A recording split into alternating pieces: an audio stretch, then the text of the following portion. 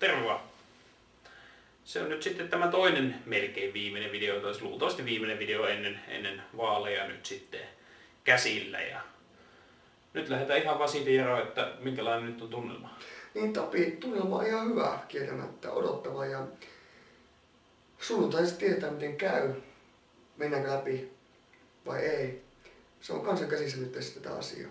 Entä mitä itse ajattelet tästä? Niin, jännät ajat. Kyllä pikkasen on silleen niin kuin, ei voi sanoa, että perosia ovat tässä, mutta mietityttää, että tulee mieleen, että tuntee kyllä aika paljon porukkaa ja ihmiset tuntee jossain määrin minuukin ja tietysti Jaro sinukin ja muuta, mutta ketkä ihan oikeasti ajattelee silleen, että äänestää, niin se on sitten mysteerin vallassa, ei sitä voi tietää ihan varmasti.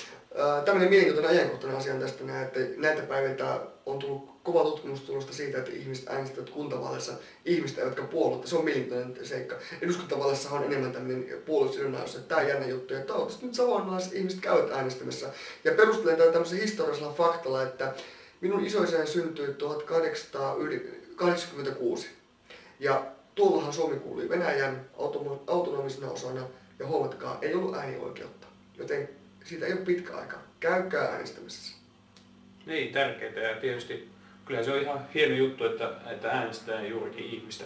Kyllä kunnallispolitiikassa on minusta paljon tärkeämpää tämä, että minkälainen ihminen oikeasti on kuin se, että mihin puolueeseen kuuluu. Kyllä.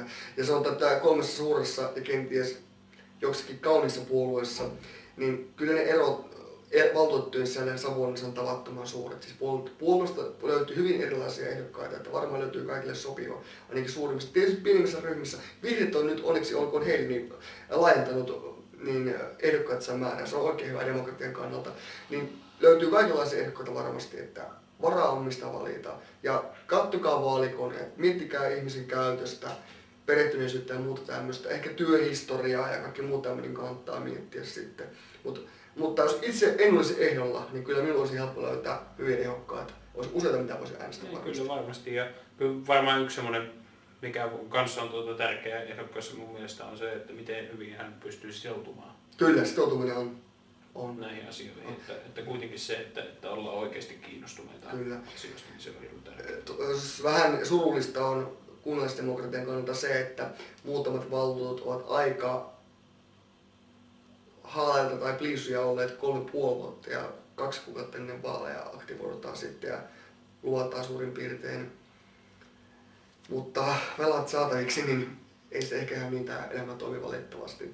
Mutta nyt meillä on tämmöinen juttu, että tämä kanssakäyminen ja vaikuttaminen ei jää tähän näin. Toivomme siis, että olimme molemmat valtuustossa vaalien jälkeen. Ja ajattelimme niin, että koska te tiedätte jotakin, niin me tiedämme jotakin, niin te voitte kysyä meiltä sähköpostitse asioita, mitkä on meistä tärkeitä, mitä me olemme. Ja me voimme myös ilman kysymyksiäkin laittaa nettiin tietystä ajankohtaisista asioista niin tämmöistä tärkeää tietoa. Otetaan vaikka ohitustie, sosteri ja muuta tämmöistä. Että nämä on hyvin tärkeitä kysymyksiä tulevalle valtuustokaudella. Tälleen päättelimme. Olisiko tämä jotenkin lisättävää? Niin, ei siinä mitään sen kummempaa. Tosiaan, jos tulee sellainen käänne, joka on ratkaiseva tai tuntuu siltä, että nyt olisi hyvä kertoa kaverille, niin me tullaan tekemään videosta siitä ja kerrotaan sitten kansalle, että miten tämä homma menee ja mikä on tilanne. Ja toinen juttu, jos tässä on tämmöinen seikka, että jos ajatellaan meidän painoarvoa yksittäisenä rivimiehinä, mitä me sitten ollaankin, niin missä asemassa olemmekin, mutta yksittäisiä rivimiehiä tässä käytännössä ollaan, niin myös tämmöinen seikka, että jos tarpeeksi tulee lähestymisen tietyn asian tiimoilta, niin sehän voi tarkoittaa, että me voimme organisoida poliitikkoina esimerkiksi kuntalaisaloitteen, jolla on tietty painoarvo valtuustossa sitten. Ja se on myös yksi keino vaikuttaa, ettei ainoastaan pelkästään poliitikkojen kautta, vaan myös kuntalaisten kautta. Eli tämä vaikuttamiskeinot on laajat, jos niitä halutaan käyttää. Ja lupaan sen, että Tapilla sekä minulla työkaluja meillä riittää. Niin, kyllähän ideoita toivottavasti riittää tulevaisuuteenkin. Kyllä. Muuta.